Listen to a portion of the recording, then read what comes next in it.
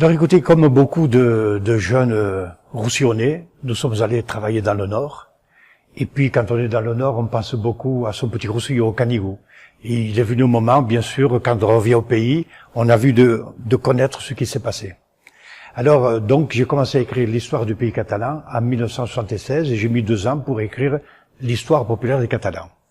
Alors ensuite, en ce qui concerne le royaume de Majorque, vous le savez, n'a duré que 68 ans et il s'est passé tellement de choses extraordinaires que j'ai voulu le partager avec le public. Voilà mes 2 amours, histoire du pays catalan et le royaume de Majorque.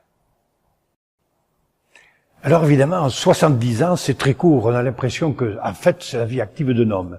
Eh bien, il faut savoir que pendant ces 70 ans, le commerce en pays catalan et en Méditerranée s'est répandu d'une façon extraordinaire. Et puis surtout, il y a eu ce qu'on appelle les conquêtes. Durant ces 70 ans, la Sicile, la moitié de la Grèce et toute la Sardaigne sont tombés sous la domination du pays catalan. Et donc, imaginons tout le commerce qu'il pouvait y avoir entre Collioure, Barcelone, même Valence, avec tous les pays dont je viens de vous indiquer. Voilà pourquoi c'est une époque vraiment merveilleuse, incroyable. Si on écrivait un roman là-dessus, les gens n'y croiraient pas. Mais c'est la stricte vérité. Le succès que j'ai rencontré, c'est vrai qu'on peut en parler, mais je crois qu'il faut poser la question à tous les spectateurs, les auditeurs qui viennent m'écouter depuis 30 ans. Après tout, je crois que quand on veut faire des conférences comme je le fais, il faut d'abord penser au public. Est-ce que le public sera capable de comprendre ceci?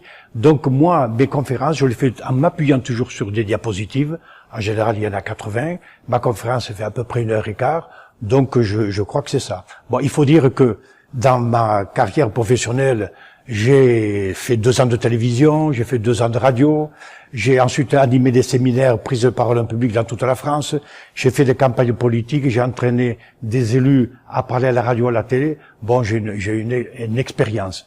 Mais enfin, je sais que je suis très heureux quand je peux faire partager l'histoire du pays catalan au public et aux Catalans de notre région. Voilà.